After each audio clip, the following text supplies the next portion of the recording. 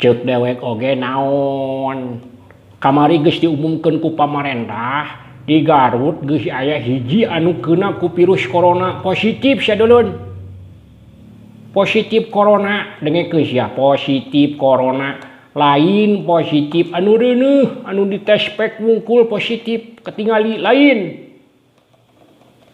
Sia mah da badan egong tititah ngajadog di imah ngadon arulin aya anu positif hiji asup ka ruang isolasi di lalajoanan ieu teh COVID-19 virus lain ben dewa 18 atuh alem bae atuh mang da kakara hiji banget sia maneh daek nu kadua ye dengekeun anu jadi kadua mah disalingkuhan oge peurih sia teh koplok peurih komo ieu ku virus peurih matak dengekeun ceuk aing oge ngajedog di imah ngajedog ulah ka mana stay at home dengekeun sia.